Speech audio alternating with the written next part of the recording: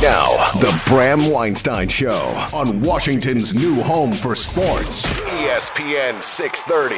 Hey, babies. Hey, babies. Hey, babies. Happy almost 4th of July, everyone. Hi, everyone. Fireworks at Cap One. Hi, everyone. No, there's not. Oh. Zachary, get some fireworks at Capital One. Come on. Zachary, I want fireworks this year. Love bossing Zachary around. Yeah, I do. Are you doing anything for July 4th? We're waiting on the weather. I think because okay. everybody's going to wait on the weather, right? I've heard it's going to rain, which might ruin it for everybody. Rain in D.C.? No. Our goal is to go out on the Eastern Shore, actually, and get dinner and then go watch the fireworks out there. But, you know, if it gets canceled, I am not going to drive in whatever traffic that is to get out there, only to find out it's not going to happen or sit on wet grass all day. Got it. So we're in TBD. How about you? What do you got? So I haven't bought tickets yet, but I have it on my radar every year. I love this. The Nats play at 11 a.m. It's the July 4th tradition. So I have my cousin who's actually a Mets fan is coming to town.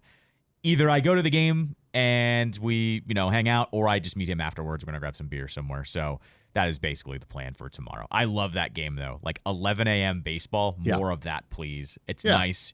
Nice little brunch action on Half Street. It started to become a thing where, like, Mets again? Yeah, against the Mets. And I don't know. There's something just really cool. And it hasn't been lost on me that July 4th watching baseball in the nation's capital is just a really fun thing. And it's a relatively new tradition. But I just really like that tradition. And the Nats actually go all out. Like, if you go to their like the red porch there in center field, it's all brunch options, like stuff you can't normally get because, and when you get in the stadium, it's 10 a.m. So I don't know if anyone wants to half smoke at 10 a.m. And you get all these extra food options. But Half Street now does the same thing. Like, go to Atlas Brewing. They usually have, like, beer mosas and stuff like that. So, yeah, it's become a really fun tradition. I like that tradition. Yeah, That's good. I'll probably go down. If I don't go to the game, I'm just going to go hang out around the stadium. If it looks like it's going to rain late in the day, I might try to convince my family to pull that one off because we're trying to figure out something to do. We had our plans, but if it's going to be a rain out on the fireworks, we're not going to drive down there. Right, exactly. So I'm looking at the weather right now, and it says by 1 o'clock things will still be fine, and then it says 3 o'clock scattered thunderstorm. So I think the game, you'll be fine for the game. Get through the actually. game. So right. and now pitch clock, it's only 2 hours normally, so you'll be out of there by 1. They got some deli down there that opened that I wanted to try too. So I'm like, deli. There's like some new deli. That's not like Duke's Grocery or something. No, normal. like a full-on Jewish deli supposedly opened up down there. Oh no, I walked by this place. You're right. It's supposedly good. Yeah. So I want to check that out, and I've needed a reason to do it. Yeah. So that's the right time of day for me to go down and check that place out before we go into the game. So that's a possibility. Well, you can also, this is always. I love passing this along at every chance I can. You can bring your own food in. So you can go buy a sandwich and then walk in with it. They don't take it away. They're not allowed to. Oh, I didn't know that. Yeah, I feel like I tell you this once a year and you always say that. But yeah, you're allowed to bring food into Nats Park. People need to realize that. I'd like to shout it from the mountaintop. You can't bring a 40 of Old E, can you? No, you can't bring anything except water when it comes to drinks. Okay. But funny enough, it changes from ballpark to ballpark. Camden Yards, you're allowed to bring in any drink as long as it's sealed. So you can not beer, but like if you want to bring a non-alcoholic drink. You want to bring soda or Gatorade, you're allowed to. But I didn't know that. So like what I've done, my go-to with Nats actually lately has been there's a ye old Chopped one street over from Half Street. Yeah. I grab a salad, walk right through the door. Look at you. Perfectly fine. Healthy baseball game. Correct. Yeah, those You're not having the July 4th Joey Chestnut special. Oh, I mean, I might do that for July 4th, but like day game, a normal run-of-the-mill night, I don't need the $20 half smoke. I'll pay $9 for Chopped and be fine and I lost the through line on July 4th. Is Chestnut doing Nathan's or is that off? Oh, I don't know. I lost the story on that. I don't know. Because that was a threat because he's eating vegan hot dogs now because of some sponsorship, and he obviously can't do Nathan's if that's the case because that's the full leaded hot dog that they got. He says, all right, let's see here. Here's what it's. How could they not have him? They have to have him. Wants me to disable my ad blocker. It does say he's going to do an alternate hot dog eating contest. Oh, see, that sucks. Why can't we just leave traditions alone? Chestnut eating on July 4th is what's supposed to happen, guys. Correct. Yes, exactly. I mean, they lost Kobayashi years ago. Now they're going to lose Chestnut. There's no stars left. He is going to go to, okay, this is kind of cool, actually. He took a pivot that he should have. He's going to compete against soldiers in a 5-minute competition at Fort Bliss in El Paso, Texas. Oh, and I guess it's going to be televised? Probably, or on social media. And he, of course, said, "Hey, Impossible Foods, do you want to help me out with this event?" Well, let's see what the ratings are for Nathan's without Chestnut in it. I'm sure they'll be fine. I'm sure they will, too. There's nothing on. We're just seeing people eat hot dogs. Yeah, right. Yeah, it's correct. amazing no matter what. Whether you get to 60 or 80, at that point, it's just gross. It is indeed a spectacle no matter who's in it. It is a spectacle. So, yeah, it exactly. Is. So, okay. Yeah. Well, let me know if you're at the game then. I will let you know. I don't think we'll do that unless we know there's going to be a rain out of fireworks. Fair and enough. if we know there's going to be a rain out, then we're definitely not going down there. We're going to need alternate plans, and I'll pitch it. And Archer will be in. Yeah. And Alex will be, I don't know. Good to see your boy James Wood. I mean. Oh, yeah, that's right. I mean. Yeah. You got a pitching point there. No pun intended. Yeah. I will warn this for you because I do need to warn you because I know you very well. It is July 4th. It's a premium ticket. I'm not saying it's the cheapest in the world, but you do have to shop around a little bit. I can't get in for like I did that night with my friend here Correct, in Toronto. for $5. For $5. No, but I'll look in the break. Still very just to see what it is. Fine, but you got to shop around a little bit. Some certain sections, you'll be all right. You know me. Any of my friends down there that wanted to throw me a few tickets. My kids will wear national stuff and will be really good fans. Will root for us. Look at you. You're a Nats fan #1 all of a sudden. I don't like the Mets. I'll tell you that much. Fair enough. Yeah, I'm not turning that way. I'm not a turncoat. Yeah. I may kind of like dabble somewhere else, but I won't go with arch rivals. I'm out on stuff like that. Fair enough. I'm still Washington through and through. Okay. You're not going to wear the Orioles hat that day. No. I'll wear my Nationals hat. Okay. I might wear the one you gave me that's in Commander's colors. Dude, that's a great hat. One. Yeah, I might do hat. That one. I might pull that off. I think didn't I bend it for you too? Isn't it no, bent? it's unbent. Oh, okay. Yeah, unbent. I bend it for you. I can You're take making me sound like I'm an infant. I bent the hat for you so you can wear it. Well, you and I do wear different hats. Yeah. I like to wear fitteds and snapbacks and leave them relatively straight. You do like to rock. I like to bend it. You like to do the dad look. So I'm just telling you. Yeah, well, because I'm a dad. Correct. Gotta get into it. I wasn't knocking it. Yeah. Some people can't pull off the flat brim.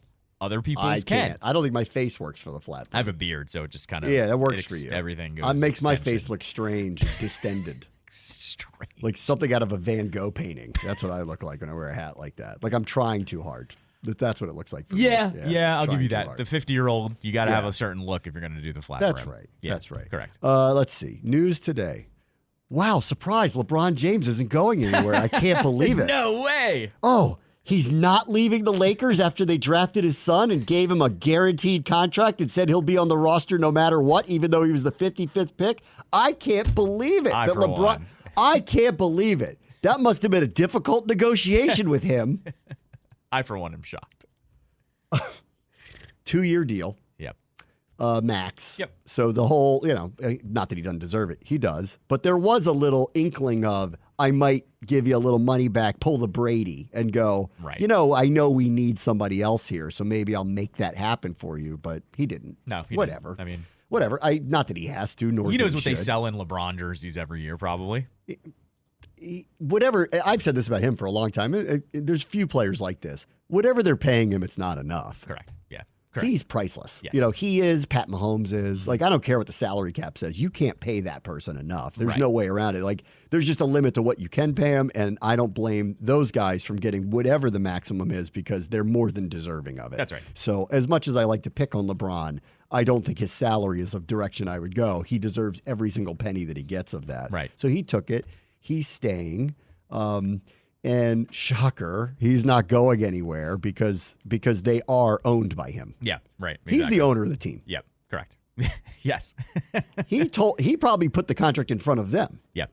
It's also, this is what I'm accepting. They didn't negotiate with him. He and Rich Paul walked up to Pelinka and said, this is what LeBron will be signing. Actually, he probably handed him a signed copy and just said, co-sign it, buddy. Not just off of LeBron, but Bronny, like the PR talking points have now come through so fast. JJ Redick and Pelinka both were like, oh no, he earned this. Yeah, of course he did. And he talks about his hard work, but if you listen to both of them, they say the exact same thing. Yeah. So it's like, oh cool, the James PR is also being handed to you of why all this stuff is okay as well. This has been going on for a couple of years now. LeBron James owns the Lakers. Right. LeBron James dictates everything that they do. I still am of the opinion that the franchise will be better served when they move away from him. Yeah. And that actually the time was, especially with his son coming out, Probably now. Let another team deal with that. Yeah, Let another team deal with the sideshow of having to draft his son and pretend that he's great. Right. If he was, he would have been a lottery pick. Yep. Everybody would have been like, I don't care what he says. He's awesome. We're going to select him. Instead, the rest of the NBA said, go ahead. They didn't even bother with what could have been the fun part of it, which is taking him hostage and forcing the Lakers to do something about it or forcing LeBron to come play with him. That's right. No, they just said, we know he's average. We know you're just going to do this. Go ahead. Why even bother? And so they let it happen. And I'm not surprised that the talking points are the talking points because what else are they going to say? This is a stunt. Maybe LeBron in his mind doesn't think that. Maybe the Lakers are fooling themselves into believing that. And for Bronny, I think he should say, I earned it. And he should say that because he is an NBA player. And I actually feel bad for him a little bit because this has all been coordinated either for his will or against it. He even said something yesterday that was so crazy. He was like, I never talked about wanting to play with my dad or not. Like as if they never spoke about it before. Bronny it's just so crazy. Bronny technically didn't. Okay, maybe he did, maybe he didn't. He did. He didn't out loud, but this idea of they've never shared a moment together speaking about this is stupid. Correct. Yeah. It's like the list of lies that they say that are so obviously untrue and so stupid to say out loud. Why do you feel like you have to say this to us when all you know is everyone's going to go, that can't possibly be true? That's right. Yeah, exactly. So that's where they are today. When are they going to move away? I guess never. Yeah. This is a never. We're married. We're married. It's actually not even married. It's the Lakers adopted his son. Prearranged marriage. It's a prearranged marriage. It's actually worse. I'm going to stick to 2-year deal, right? LeBron is going to maybe retire, maybe not. Leave himself open, but 2 years is a short term and about right for someone his age. And I'm going with, I'm going to stick to it. He and Rich Paul will either be part owners or essentially run the Lakers when this is over.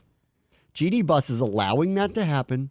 Rob Pelinka will not be there anymore. Rob Pelinka has been neutered. He has no decision-making power at all. Who LeBron wants is, whoever he can convince to come there, and they decide on his behalf what it's going to be. They are no longer an organization run by a front office. They're run by a player. Yep. So we might as well make it official in a couple years because they can't give him a piece of the team now because that would be a subversion of the salary cap, and that's when the rest of the league would go, you can't do that. So there's probably everything goes fine the next couple of years. You'll be a part owner here. Yeah. If he doesn't become a full owner of the Vegas team. Right. So that's what I was actually going to say is probably the only factor here is if Vegas comes along here, I bet you there's a Adam Silver, hey, we want to offer the team to you, but would you finish your career out in year number 1 with that team? I bet you they would do some kind of special circumstance for him. Maybe, but then why are they even doing this now? Like the reality is the time was, in my opinion, now to get out of the LeBron business. No offense to LeBron. I'm talking about Vegas. I'm talking about Vegas. That basically, if it comes to fruition in 2 years, that Vegas is ready to go. Yes. That the league would actually agree, hey, LeBron's going to own this team, but he's going to play a year. Yes. And he's going to be the only time. It's going to be the only time they let a player actually be an owner. But it's going to be the special circumstance, and that's how the Lakers get out of this thing. Yes, is that Vegas comes along. Bill Ryder, who I like a lot, writes for CBS Sports, wrote about them and the Clippers, and did a whole thing where he said this: as free agency has played out, the NBA's vision of a parity-driven league has emerged in full force. Most of the teams atop the league's pyramid have been pushed downward or will face significant pressures on that front in the future. And goes on to say, Denver, eliminated in the second round of the playoffs 1 year after its championship, saw itself get a little less formidable with the exit of KCP. The Celtics just paid Jason Tatum a record-breaking extension, and while well-positioned, they will face financial pressures and second-apron constraints in the years ahead.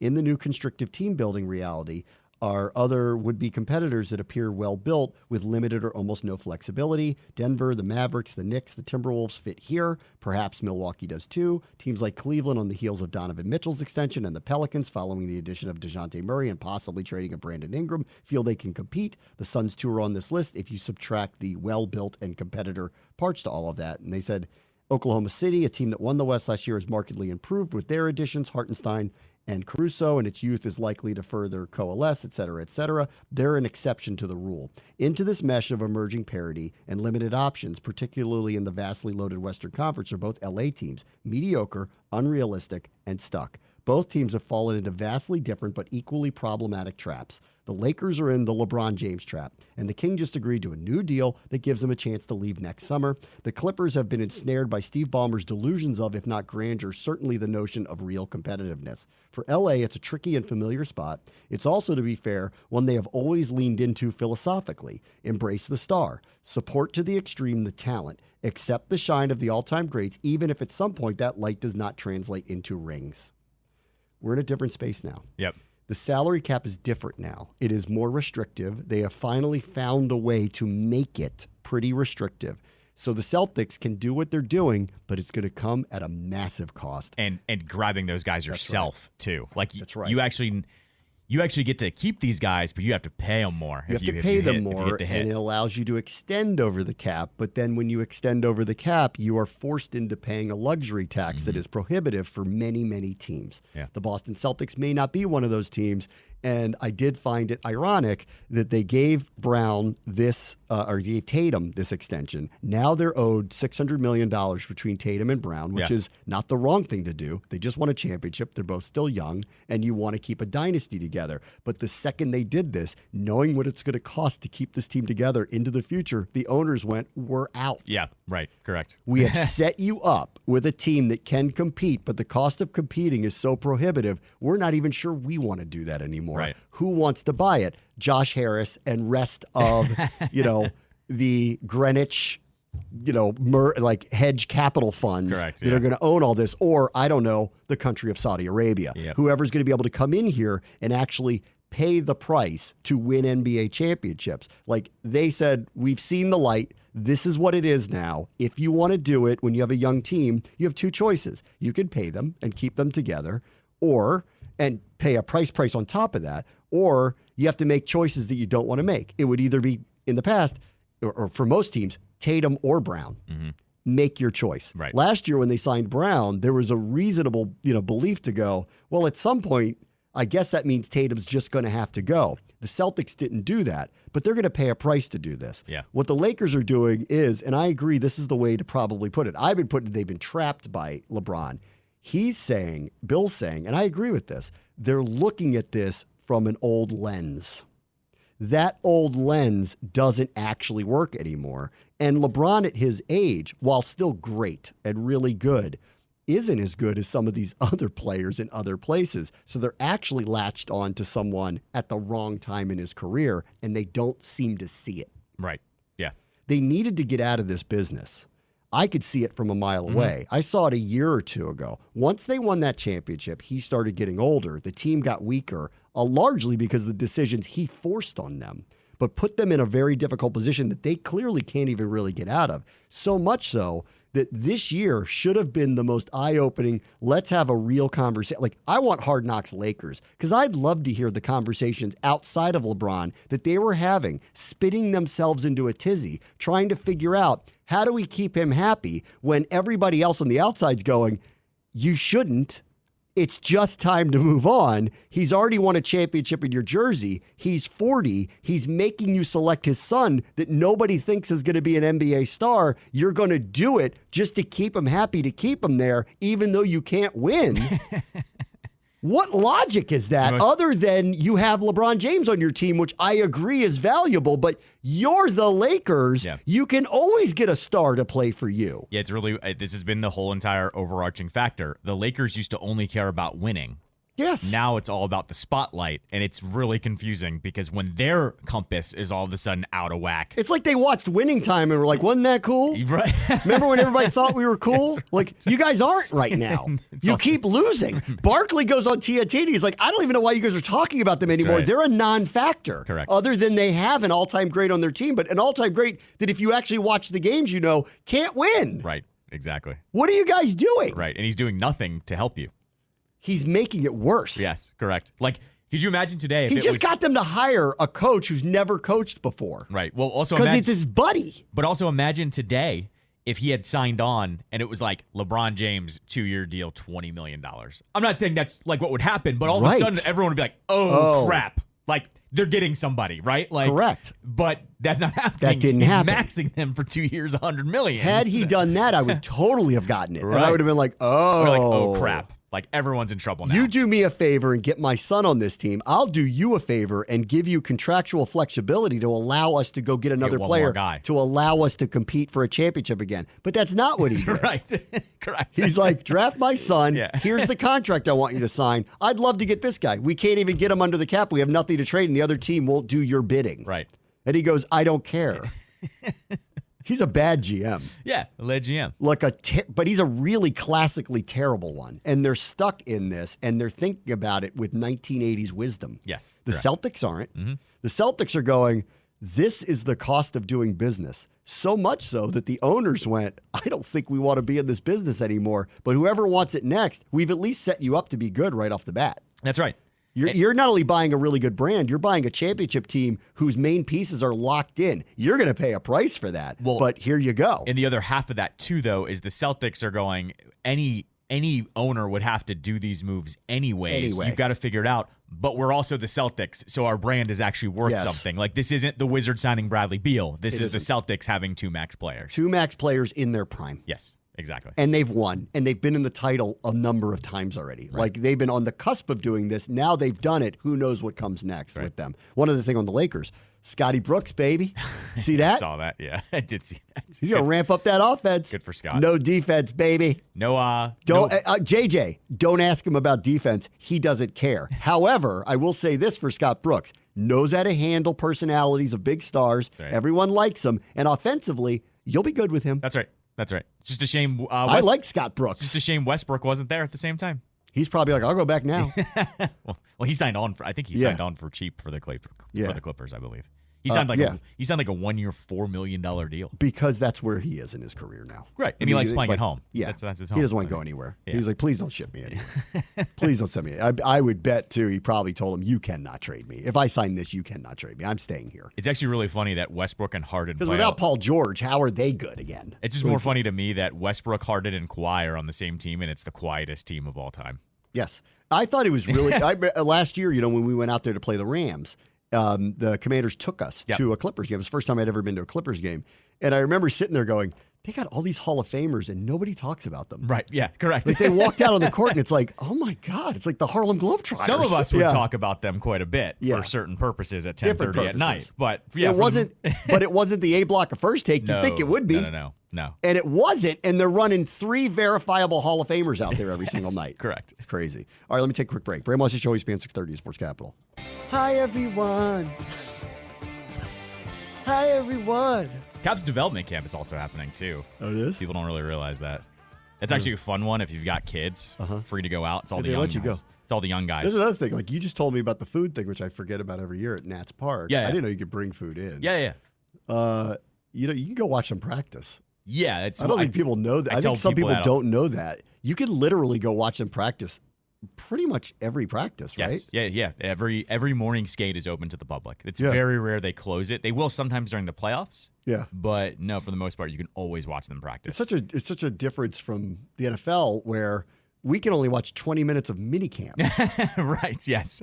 Or they'll let you watch 20 minutes of a practice in May. Right, yeah. Well, because they're so scared you're going to reveal whatever is going on. I was going to even talk about training camp this year. There's only 8 or 9 days that the public can go to this year, right? There were 5 open practices for the public. Yeah. And there were a couple more for season ticket holders. Yeah. And that's about it. And some of it, I actually saw around the league that's starting to happen. I think people are starting to cut it down, which I think is heading towards the model of, because now we're getting, this is good, now that we're getting multiple joint practices. We're doing it with the Jets and the Dolphins. I'm sure other teams are probably doing multiple ones because they're seeing the value in it over the preseason games. Yeah.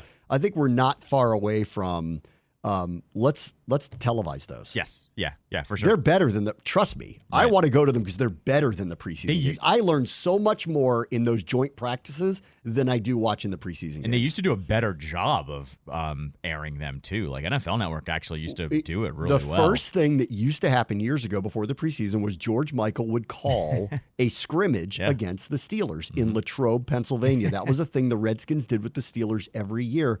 It was on TV, and everybody watched it. It was before the preseason game, and it was better than the preseason games because it was a controlled scrimmage, and the coaches did what they wanted to do, and all of the primary players took part in it. Exactly. When the preseason game rolls around, like we might see Aaron Rodgers at that joint practice against the Jets. We will not in the preseason. Like, he's not going to play in that. Yeah. No, exactly. So, like we'll get to see him throw the ball to Garrett Wilson with Emmanuel Forbes covering him. That's right. That's what I want to see. Mm-hmm. Right. To the development camp side of things, like you get to go see Ryan Leonard, and he's 1 inch away from you through the glass. That's right. Like, and it's air conditioned, by the way, in 90-degree heat. I'll get to him in a minute because he's not. Yeah, he had some news today. Yeah, he's not coming up. Not this year. I saw a picture of him too. He's even more jacked than he was last year. He's all right. Good stud. Ozempic? No, I don't think so with him. I don't think so with that guy. Let me go back to the NBA here. There is a report that if you want Kyle Kuzma, it is 2 firsts, and that's still out there, and that Sacramento is interested. So after they traded Denny, I immediately went, Kuzma's getting moved. Like whether it's in the middle of the year or before it, but probably more likely before it. Yeah. Because everyone keeps saying the 25 draft picks are better than the 24 draft picks. Right. They're going to make a case on Denny that they sold at the right time, but it did include a 24 draft. That was the main prominent thing. Like they got a second pick, but it's not for 5 years. That's right. So the prominent thing they got is the point guard out of Baltimore. Yeah. That's the prominent thing they got. And I would have to have an argument about like, was that really value? But they believe it is, and I just have to buy it from them at this point. Kuzma, I think, is more valuable in their mind. I agree with that. He's a guy I think you do plug into a championship team and go, that could be a third prominent player for you. And we've seen this through the years. Like, he's a reliable scorer. Yep. And on a good team, I think he's a really, really good player. And he's already won a champion. He was on that Lakers championship team. So I think that like this is actually wise. Okay, you want to do it now? Let's do it now because it involves next year's draft pick. That's right. And hopefully, because Sacramento's, I assume they have a good enough team to make the playoffs. You don't want theirs. You're hoping they've got somebody else's that they're willing to unload because I want 2 lottery shots. That's right. This is the year, it seems like. This is the year you want to be in the top 3. Potentially number 1, because apparently this guy going to Duke is outrageous, and he's going to be a one and done, and he's going to be out. And so if that all plays out, it's different than this year where the number 1 pick will be obvious and is not some dude from France that nobody knows. Okay, so I want 2 shots at that lottery for sure. So to move him, I would think that the hope is that you end up getting something from somebody that probably ends up in the lottery and gives you your shot, and that's what I would hope the outcome would be. And honestly, like, I know they want 2 ones, but if you got, I don't know, a bad team's 1 and you take the bet that they will be a bad team and they will not make the playoffs and they will be in the lottery and it's not protected and you're going to get it, that feels like a good risk to me because they got to move on from him anyway because they don't want to win. And, you know, he's not part of any timeline because of his age. And I'm sure, like, he seems like a really good soldier who's willing to do whatever it is. Last year, he proved that. Like, it came out that he told them, I'd rather stay here than you just give me away. That's right. Right. You know, like, but they were honest with him and said, if we get the right deal, we will move you. We didn't get the right deal. So they're asking again. This is exactly what I thought would happen after the Denny deal. Let's get through free agency. Let's see what the big names do. Yep. Paul George went to Philadelphia. They're out of that business now, right? Harden's staying. He's not going anywhere. We don't know what the Suns yet. Bridges was moved. The deal for him I thought was outrageous. Yep. Tatum isn't going anywhere. He's not that I thought he was, but he's staying. Who are the other prominent? There's a couple other prominent ones. Donovan Mitchell resigned. Donovan Mitchell we didn't know resigned. what he was doing. Yep. Donovan Mitchell resigned. So the big names are settling fast. There's not a lot of drama. They're settling fast. So who didn't get who they want? Correct. Okay, let's talk to them. Right. And so apparently Sacramento, who was interested in him in the first place, apparently is interested again. I'm not surprised. Can we pry 2 first-round picks out of them? Theirs, to me, isn't valuable because he makes them better, and they were already been a playoff team the last couple of years. So I would assume that they're going to be again. Do they have another pick that they can offer that's a bad team's because they acquired it in some deal? I don't know their assets well enough to know, but like this is what I thought would happen. They're going to wait out the draft on him. They're going to wait on second wave. Oh, you didn't get the big name you wanted. You have to do something. You saw what Bridges and Denny got. Come at us with something real. Yeah. And so I actually think he will be dealt before the season actually starts. Well, because what's going to happen here, too, is they already set the market, and they're going, it's going to be 2 first-round picks no matter what. Don't you want to use them all year long? Like, right. Don't you want them now? Like, if you're a contender. This happens in hockey. Why are you going to wait? Plus, like, you don't know what's going to happen to another team. What if somebody else gets an injury? Yes. And then all of a sudden they get desperate and want to pay us and to get in here? Do it now. This happens in hockey all the time where you'll see it. Like the Caps have done this a few times where they'll actually make a deal before the deadline because they're going, we'd rather give up the draft pick and take advantage and get some points before the last second at the deadline when there's only 20 games left or whatever it is, right? In the NBA, I'm going to feel like it's the same thing in the offseason. They're going 2 first-round picks, whoever wants them. They get them for that. And you know what that's also going to do, though? As I've been saying, it's going to make the Western teams squirrely because they're going, well, if we don't do it, someone else is going to do it. And then they're going to get better. And then we have to compensate to get better, too. The West is, like I said, the bloodbath. So someone from the West is actually going to be the one to step up. And then it's going to be who of the first-round picks do you want that's better or that you think are going to be better? I think it's actually how it's going to end up shaking out. So I do believe he will be traded before the season. I do believe someone will pay the price that they're looking for. I don't know who it is, but this is exactly on the timeline I thought. Yeah. The big names have to go first. Once the big names go, whoever was angling to get somebody but didn't get them is going to feel frisky now. That's right. And he's available. And, you know, if you are a contender and you need to, you know, like the Knicks got better. I don't know how much better, but they definitively got better. The 76ers definitely got better. Yeah. I'd look at someone like Indiana and go, hey, you know, like you guys are kind of right there. You score a lot of points. He actually plays your style. Yep. I would look at him if I were you. Sacramento, same thing.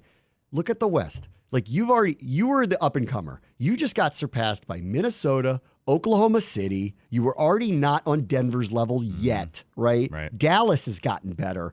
You need to do something. Yep. And if you don't, you're just going to stay in the middle or go below because you have to get better. So I think someone's going to get squirrely and do it. And I love me some Kuzma, and I hope he ends up on a team that he can win with because I think he's been a great presence here. I think he's played really hard for this team. I think he's been extremely professional, and I just like his style and moxie. Sure. No, so I wish him the best. But I do believe it will happen before the season now. He's also someone that in the last year has really kind of like laid into the community too. So it's going to hurt a little bit more when he leaves as well. Like he opened up a little cafe downtown. I don't know if you've seen that, but he's now kind of ingrained with the community. He actually is another candidate that I feel like if he gets traded and his career winds down, he might end up back here instead of California, but we'll see. I want to read this piece on Klay Thompson now. Klay Thompson obviously signed with Dallas. And at 34 with a lot of injuries, you know, the reality of sports is cold. They're going to retire his number one day.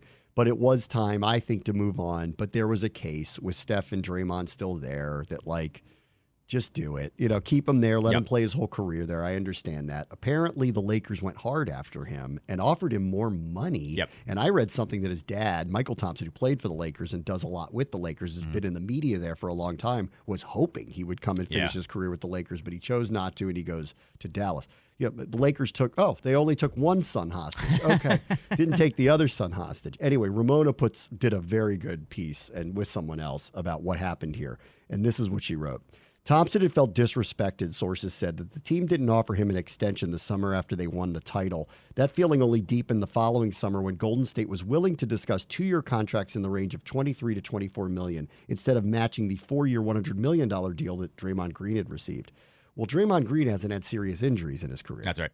And it's a major difference. Draymond's set of skills is the skills. It's 9 points, but he's going to be a defensive juggernaut every single night. You know what you're going to get with him. Yes, correct. Right. Yeah. Thompson can't score like he used to and isn't as available as he used to be.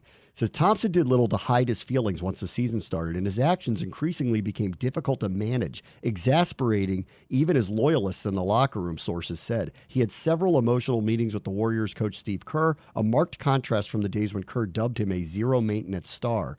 And so it was that Joe Lacob invited Thompson out to play Riviera in mid-May. There was no set agenda. It's golf. It's a great golf course, if you don't know. Lacob was just wanted to connect with Thompson and to play, and the invitation alone conveyed respect. But in this case, it was just golf. There was no discussion of contracts or the team, no exploration of why Thompson had been miserable all year, no drink out by Bogey's tree. If either man had something to say that might have saved would have been one of the best basketball marriages in recent history, this would have been the time. But sometimes there's nothing left to say. The marriage was already over. All that was left to decide was how to move on. He invited him on the premise of, hey, man to man, I'm the owner. Let's just talk. Why don't we figure this out? I value you. You're a great of this organization. We want to make sure your legacy is honored. Let's figure it out. And then didn't talk to him about any of it. Yeah. That's a bad move. Yeah, it takes two to tango. You can't just do this one-sided. Is Thompson supposed to go, okay, let's put the elephant in the room? Yeah, right. You're asking the player to do that? Yeah.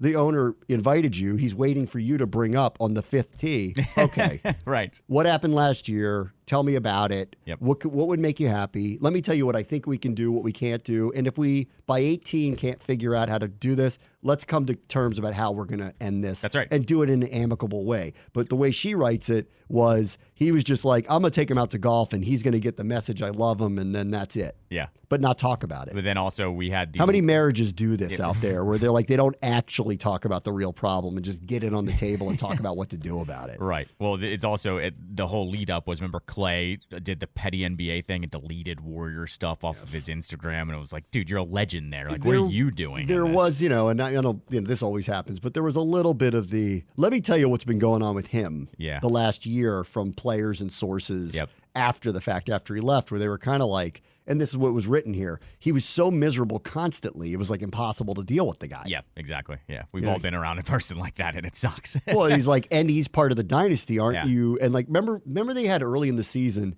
he had a very eye-opening press conference. Kerr. Both of them. Yeah. With the media. Yep. And we're like, listen, like, we've been trying, like, even Kerr said something to the effect of, you're coming to the end of your career. Yep. We're trying to get through to him how to do this respectfully and how to do it competitively and how to just, as a human, deal with it. That's right. And apparently he couldn't.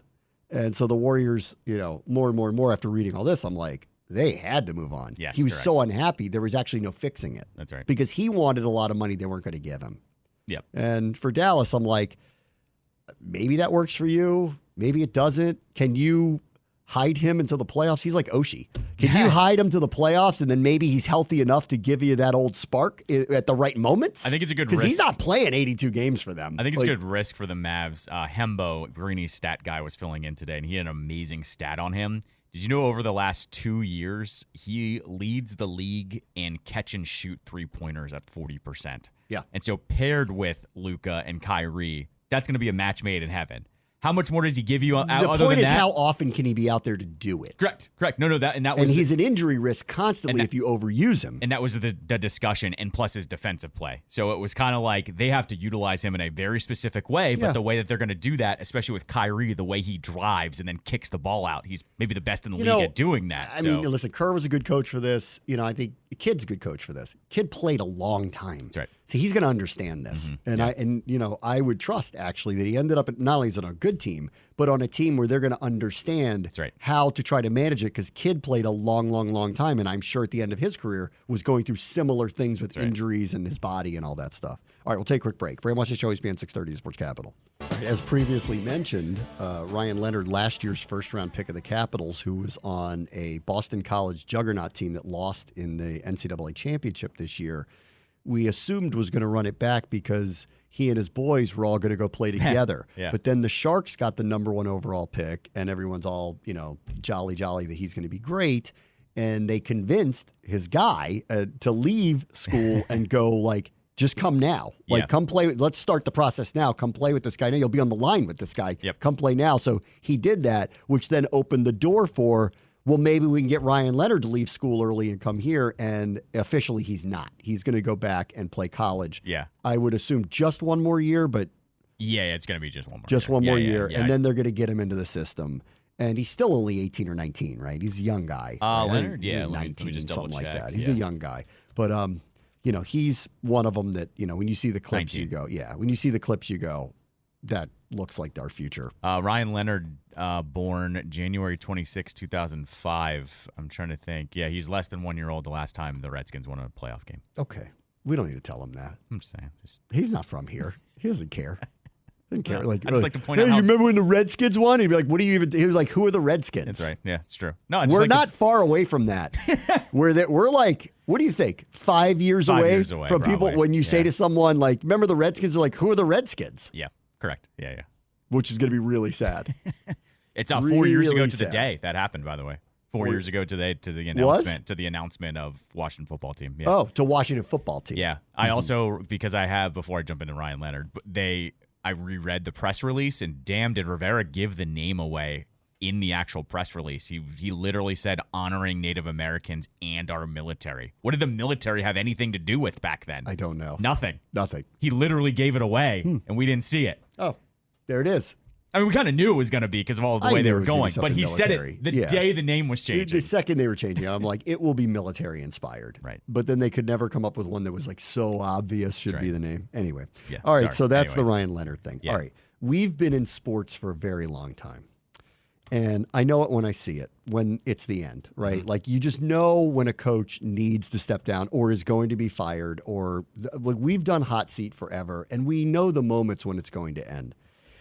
That debate on Thursday was the end. So here's my Thursday, maybe Friday news dump. Okay. Joe Biden's dropping out of the presidential race this weekend because if there was ever a news dump time to do it, it's July 4th.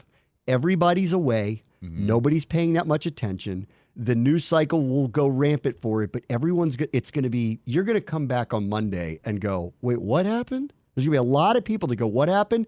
And they're going to have ramped up whoever the candidates are to replace him. And the reality is they have to do it right now because their convention's in like 7 weeks. Mm-hmm. So they have to have whatever mini race to coalesce around a candidate, whether they do debates or just pick this person and just decide who that person is. But that's my guess. That's your hot take. My hot take is Joe Biden, because I've seen it with too many coaches. I know when it's over. It's over. Your red, white, and blue hot take. It's July over. 4th hot take extravaganza. I'm not MAGA, and I'm not, crazy Democrats, and I'm not any of it. I just know what I know from having watched people at the top of a ticket when it ends, and it's over. And the polling is now continuously getting worse. Was sitting right there it's Jover. It was sitting right there for you on a tee. It's Jover, guys. So you all know it. Everybody knows it. And if there was ever an incredible time to do it, it's right now when everybody goes away for the 4th of July and every newscast is showing fireworks. Right. And then when everybody gets back from wherever they are after a long weekend, because it's the summer, it's a Thursday, nobody's working the next 5 days. Well, nobody is. That's the problem. That's where your plan falls apart, is they're not working either. So... Well, they are. This gives them 4 days to not bury it, but bury it as much as you can into a news cycle. Let Fox make fun of it, but nobody's going to see it because everybody's doing something else. And then when we get out of that news cycle on Monday, bam, shang, boom, here's all the fresh new candidates who might be running against Donald Trump. So I'm calling this now. I've seen too many coaches when I know we all know the moment when it was over, and it's just a matter of time before they actually make the move. Now's the time to do it, because actually, if you don't do it now, you're running out of time to change it. And secondarily, you have no better time to bury it in a news cycle than right now. So tomorrow, I'm expecting we are going to sell the team, guys. We're going to sell the team. When Al Michaels went on Thursday Night Football and said the NFL wants him out, we all knew it was over at that point. That was the moment when I went, it's over, right? It's definitely over. How many coaches have we seen where we go, it's over? I don't know when, but it is over. That debate, it was over. It's Jover, guys. It is Jover. And you all know it. So take some advice from us sports people who know how to do Friday news dumps better than anybody.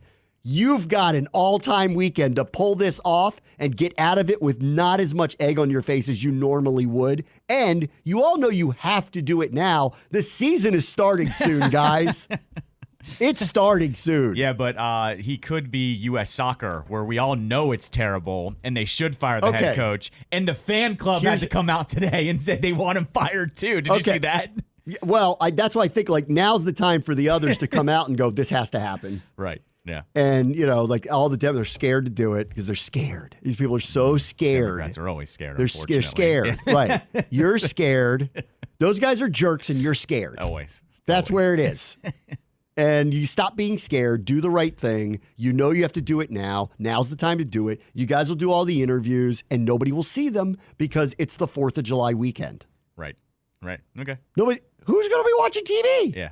Because nobody. It's your 3rd and 4th stringers in You'll there, see too. it and you'll go, hey, look at this. Right. Hey, look at the fireworks. Yeah, right. Did you see that one? It's cool. It looks like an ice cream cone. This is going to be stupid. We have such short memories now anyway. It'll be like a blip. Right. Just do it now. Do it now. Rip the Band-Aid off. Yes, rip the Band-Aid off. And then on Monday, when everybody gets back into normal world, the news cycle will be, who will it be? And you'll have a list of people that are jockeying for it. And if the Democrats are smart, which they're not, but if they are, they will narrow it to not a million people running for president at the same time. What you're saying is, in the spirit of the holiday, don't be Jason Pierre-Paul. No. Rex Ryan will go on TV, say he wants to do it. You'll get a few of those. Aaron Rodgers might do it. I didn't get a laugh out of that one. Did you not get that one? No, I didn't get that one. I said, don't be, in the spirit of the holiday, don't be like Jason Pierre-Paul. Oh, blow your finger off? That's terrible. Because he held on to the firework too long. He held on to the firework too long. Blew his hand off. They've been holding on to this firework for months. He had a fine career. He kept playing. He had that weird club. They could have blown their hand off months ago, the Democrats. Right. Yes. And still had a fine playing career afterwards. So that's my hot take for the weekend. If they don't do it, they're stupid. But I think this is the weekend it's going to happen. And I think we're going to come back here on Monday, and you're going to hear about a list of candidates to replace them. That's what I think. Got it. It's the right way to go, guys. Okay.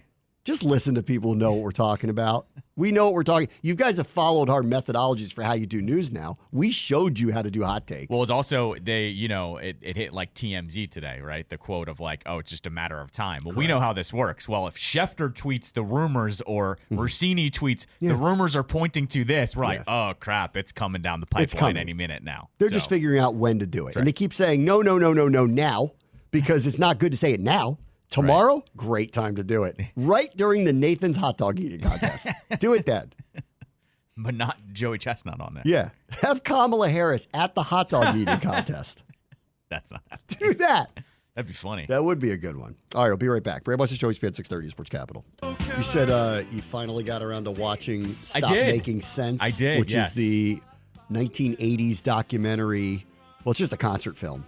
It's the Talking Heads performing Stop Making Sense. Yeah. And it's filmed by Jonathan Demme, who's a very famous filmmaker. And the story goes, he saw this concert and like begged them, like, let me just film this. And apparently they were like reluctant. They were like, who's going to watch that?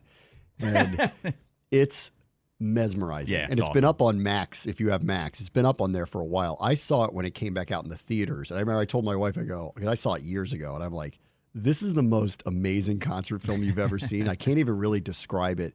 They redid it and put it out on the theaters. On the big screen, it's unbelievable. And then now it's up on Max. And so I recommend it to everybody. It's mesmerizing. Yeah, it's awesome. Not that I say I didn't believe you. It's just one of those things I didn't get around to. And then there was just a night, I think it was 2 weeks ago, where the calendar was thin. I think the Nats and the Orioles were off. And I was like, let me finally just fire it up. And I did. And it was awesome. It opens with that song. Yes. And it's just him alone on stage. Mm-hmm. Okay. Yep. And they're building the set behind him. So cool. And bringing in different parts of the group as the concert goes.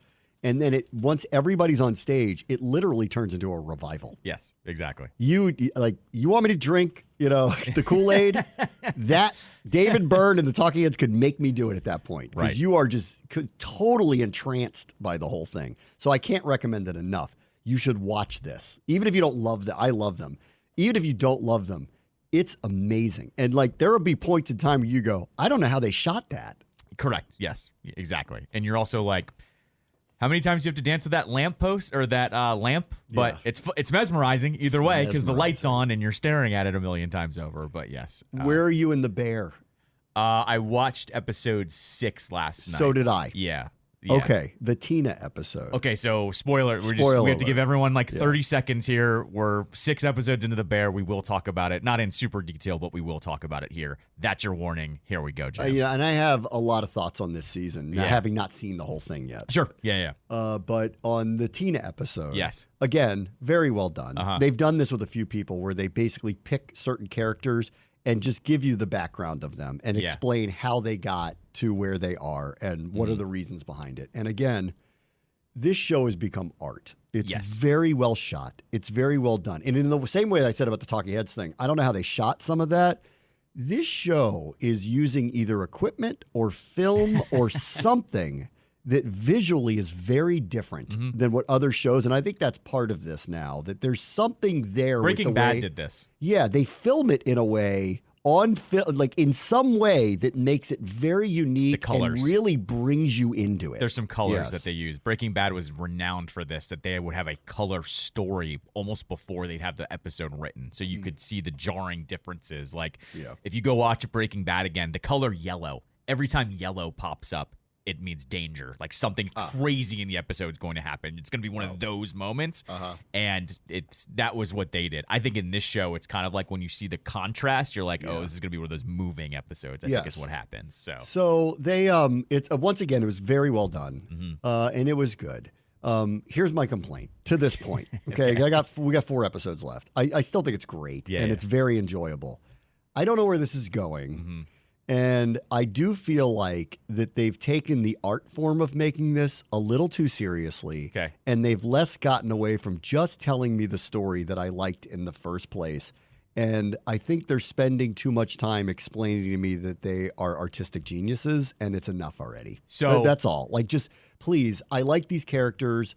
I liked the story. I liked where we got to. The beginning of it, I thought, was really well done and set up the season. And we're at episode 6, and not much has happened. Sure. And so I'm frustrated by that. I will argue with you on this one episode, though, the Tina episode, that this one could have been placed anywhere in the season. And I'm not going to knock it for this could have been last year. Right. And I'm not going to knock it for the timing, because I think it's my favorite episode of the season so far. Because you get the interaction with the brother, which we just don't see. It's John Bernthal. We get that interaction, and we just don't get a lot of him. And the fact that we got so much between him and Tina of probably why Tina sticks around to this place for so long and why she cares about it. Yes. I thought this episode to me was the best one of the season, and I'm not going to knock it where it's put in the season, because I think it could have been episode 2, and we all would have liked it a little bit more. So it could have been placed anywhere, and this was also the actress, her name escapes me, that plays Sydney. This was her episode. Yes. And so that she directed. Yes. Yeah, exactly. And I don't know. I think it's all well done. It's just a little too artistic and less about what's going on. See, but and that's where I'm lost on this. I like looking at art, but I said this to my daughter because I'm making her watch this with me because she loves it too. And she loves Tyler, the Creator. No. And I think he's great. And I go, here's my issue with him. I go, he's so caught up in the artwork of explaining to you that he's an incredible artistic musician that after a while it's like, I go to a museum to see a Picasso, okay? But I don't listen to music to see a Picasso. Right. I listen to music to enjoy the music, and I watch television to enjoy the story. And I think this one has just gotten a little over its skis with the artistic value. It's amazing. What they're doing. Maybe I should have seen this coming. The first episode of this season was art. Yeah. Full on art. And I thought it was a very creative, maybe a little long, but a very creative way to recap everything so that you would know what's going on and get a better sense of why Carmi is Carmi, who's the main character. Yeah. In multiple instances, the artwork has gotten away from what I think the storyline should be, his personal development. Yeah. He wasn't even in the episode last night. Correct. But here's that's what I'm getting at, though. I don't think you can knock it where it's placed in the season, because imagine if we had all of the story from episodes 2 through 2, 3, 4, and 5 crammed into 2 episodes, and then we got the Tina episode. I think you would love it a little bit more because you would be a little more satisfied. So that's I thought last year was the year we learned about everybody, because they did that. They had one for Marcus where he went to Copenhagen. Yep. They had one for Richie where he learns to be a professional. Sure, right. But they didn't that fit perfectly for her had they put that in there too. and they just wedged it in because they just hadn't done that yet. And it stunted the storyline of what's the review of the restaurant, which is what we're all waiting for. Sure, but I do think it's necessary to know what drives her, because I thought the episode was really good in the fact of, like, you know, there is this weird part of, like, middle-aged Americans like her. Like, she was clearly in HR for whatever company she was working for, and they let everyone go, right? And there's a scramble for jobs, and you realize you can't just show up now without a college degree. Like, I don't know. I liked the episode a lot. And I liked it. Yeah. I liked it. Again, but I feel like this season doesn't have a through line of the story pushing forward. Yeah. I'm not gonna let the overarching feel for the season, because I feel the same as you. I feel like we're kind of treading water here. Like, let's get on with it. But I'm not gonna let that affect my enjoyment of that episode specifically. The best part of that episode to me was it's flashed back. She goes into the old restaurant, and they're all screaming and yelling at one another, which was the magic of the whole thing. Yes. And Richie, though, and that's where Richie is at his best, when he's Richie and he's just Richie. And it's like, that's the best part of the whole thing. I think he's the anchor of the whole thing, because he's so dynamically amazing on screen. But he has to be his character to do that. There were a couple callbacks, though, that I loved. One, it was that the interaction between Richie and what's his name, Michael, his brother, Carmi's brother.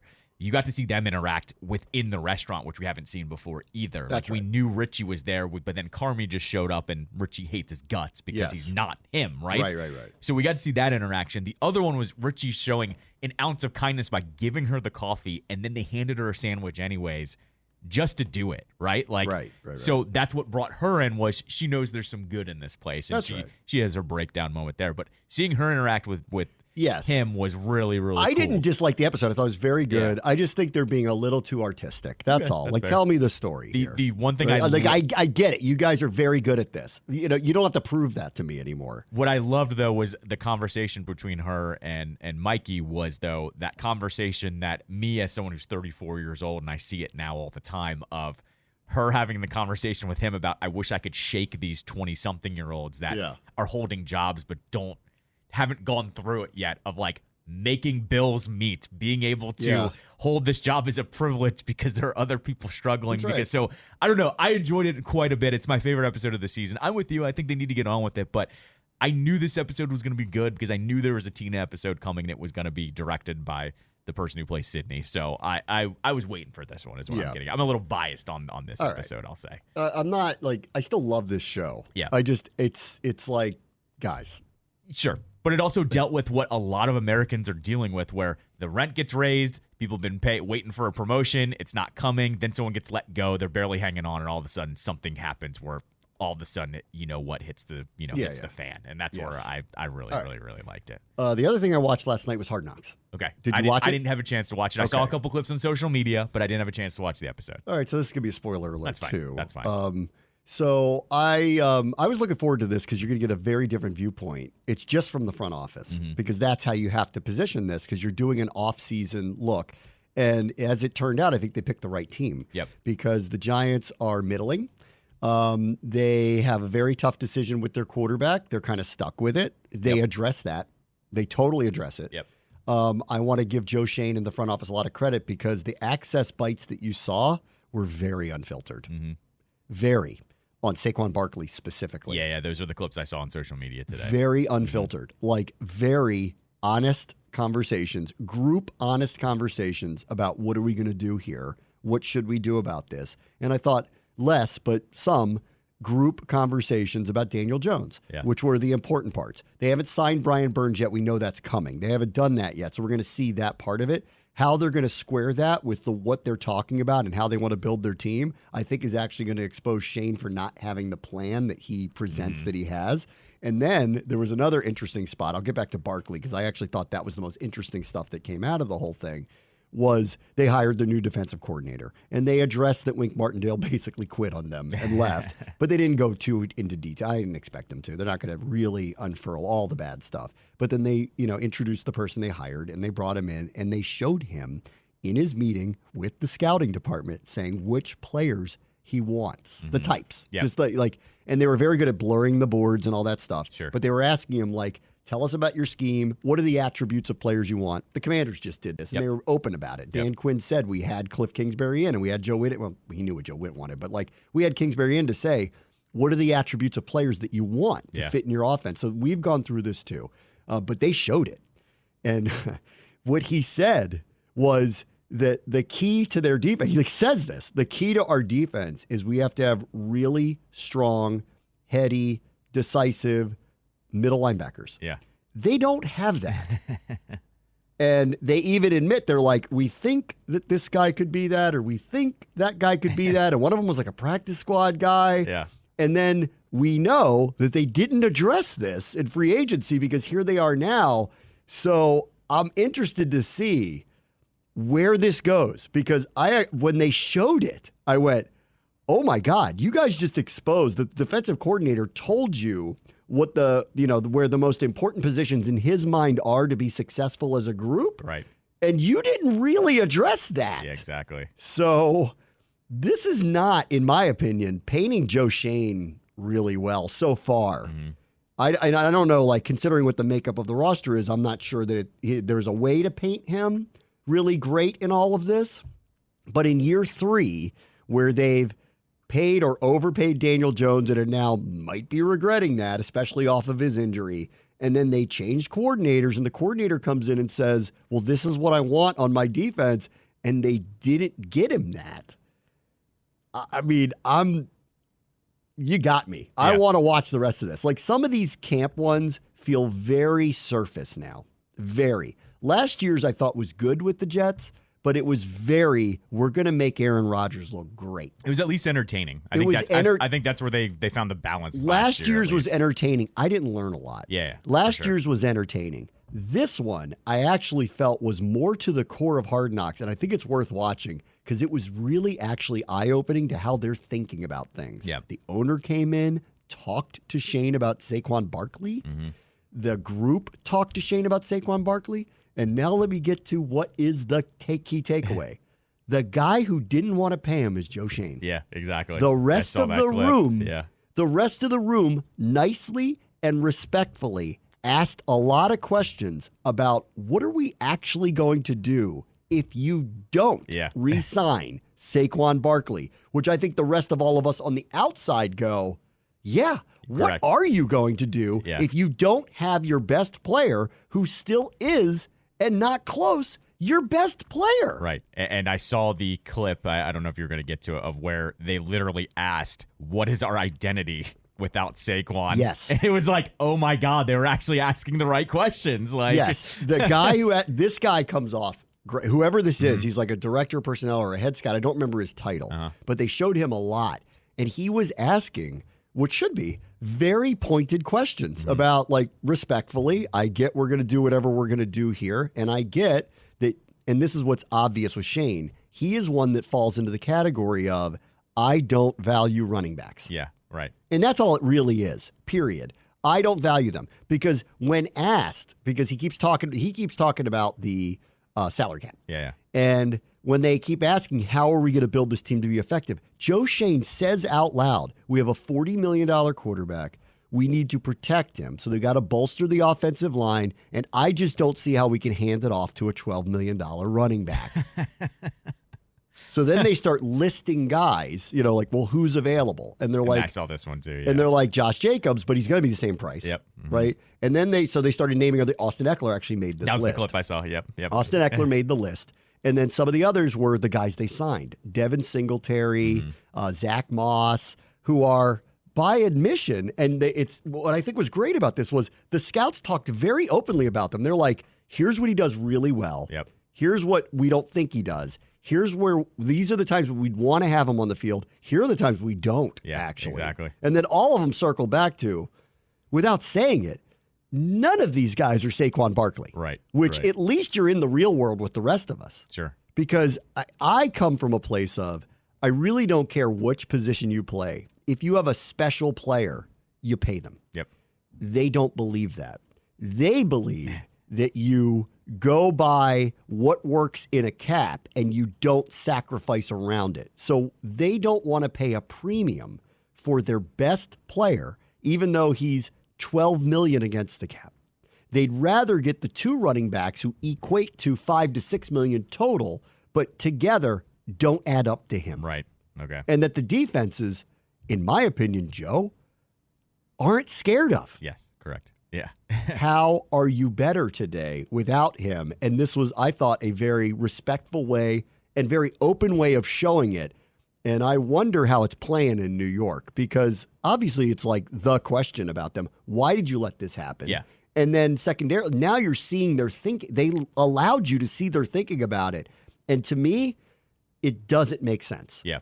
I think it's short-sighted, and I think you're looking at the wrong thing. The way I looked at it, of the couple clips I saw, specifically after the Saquon stuff too, was they very, very much are just going to say to Daniel Jones, we're paying you, get it done. And when he doesn't get it done, they're obviously going to cut him, and they're obviously going to be in a pretty good position to cut him. He said it. Yeah. On camera. Okay, well, there you go. So on camera, you see Joe Shane say, we've paid him this. Yeah. The injury is part of this because he's still recovering. They have a short interview with Daniel Jones in the weight room. He's recovering. He tore his ACL, so he's recovering. Yeah. And he's not ready to practice yet.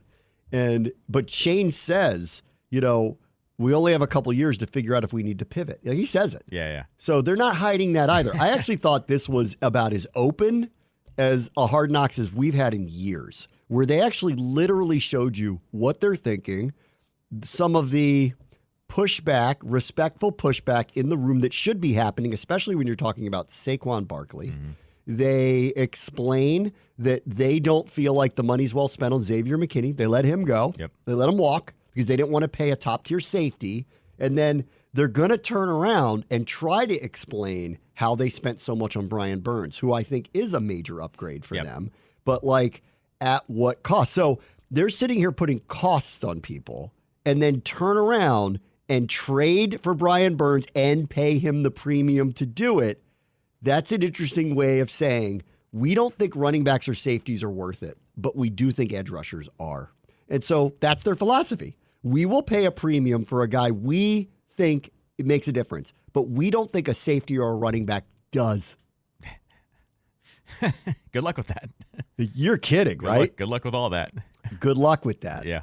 And they are and I also thought they were very transparent in, we know we have a lot of holes. They're not blind to it. And the best part in seeing all this was the opening scene of him is driving down the turnpike or whatever. And he's eating a sandwich, and he's laughing that he eats the same sandwich every day. And he even did it when he was poor as a head scout that made no money. Got it. And so it was a really good background story on him. And he makes a point of saying, and I love that he said this. He goes, I couldn't tell you the frequency that sports radio is on here because I shut out the noise. I don't listen to anybody on the outside. And then you go on the inside and you hear him saying these things that everybody on the outside is going, wake up, dude. Yeah, right. We could help you if you listen to us a little bit, but you're not listening to anybody. And he's not. So you're saying more bing bongs. I would love to ask somebody in New York what the takeaway was, because mine was, he's basically told you he's the one who didn't value Saquon Barkley. Mm-hmm. Everybody else, there was not consensus. Everybody else was trying very hard to say to him, I don't know, man, he's kind of our best player and he's not getting receiver money. Yeah. So why are we doing this? And even the owner walks in and says, well, I'd love to keep him around. Yeah. But I'm going to let you. So if you want the good sign of the owner's not meddling or making decisions on behalf of the team, you see it. He walks in and says to him on camera, I'd like to keep him around, but if we got to do what we got to do, I'm going to leave it up to you. And so, if you've ever wondered, do the Giants owners meddle too much? That clip suggested they don't. They want to be in the loop, but they're not telling anybody what to do. And Joe Shane is the reason why Saquon Barkley is not there, period. And he's outed himself by basically saying it over and over. I don't want to give $12 million to a running back. It was wow, because I just haven't seen them do that in a while. I was so happy they did it because this is what Hard Knocks used to be. Right. You saw the conversations that no one ever sees. The last few years, you don't get that. You get whatever the wallpapered crap that they put out is. Not this one. They showed you all the meetings where they argued about it. Shane is just David Gettleman all over again. Gettleman made these decisions. It's really that made us go, what are they doing up there? What are you doing? Like that. What exactly are you doing? Right. And the line of what is our identity if we don't have him was a great question. Because now it's, okay, Malik Neighbors looks like a great prospect. Yeah. And I actually will buy it when they say, because I forgot, Wan'Dale Robinson was a second-round pick. Mm-hmm. Jalen Hyatt was a third-round pick and actually started to flash a little bit. He had a big catch against us last year. Started to flash a little bit. I will buy that if Neighbors is a number one, and he might be, and he was drafted that way, that their receiving core is going to be a lot better than it's been. They also did invest on the offensive line, but not in a way where they got obvious Pro Bowlers. And they do have a lot of draft capital attached to it, and they had a lot of injuries, to be fair to them. So maybe they're better there. Waller retired on them, so I don't know who their tight end is now. Yeah. And listen, I think Devin Singletary is a fine running back, but he's not Saquon Barkley. He does not scare you. Like, he's not that type of player. And Neighbors better be a scary receiver, or their offense, I don't care what they say, is weaker. And that's what they were trying to say to this guy. On defense, did they get better? Yeah, I would argue this. Burns-Thibodeau might be the best rush end combo in the league. Yeah, I could see that argument. Yeah, might for sure. Be. Yeah. So up front, they could be scary. Mm-hmm. Dexter Lawrence is great. So they could be scary up front. But then when the defensive coordinator says, what's really important is I have these guys in these positions, they don't have them. Yeah, right. They don't have them. Yeah, exactly. What's he doing? Mm-hmm. Who's he listening to? Right. He doesn't listen to the outside noise. I don't blame him. But in the Saquon case, probably should have. Yeah. He's not listening to his people who are telling him, I don't know about the Saquon. I don't know why we're taking such a hard line with him. Yeah. He's not listening there. He hires a defensive coordinator. The defensive coordinator tells him what he wants. He doesn't get it for him. He spends it on something else. He says, I don't want to spend a ton of money on these certain things, but I will on this. Yeah, right. Oh, man. Good luck with that. I would like to hear Boomer and the rest of them up there. Tiki.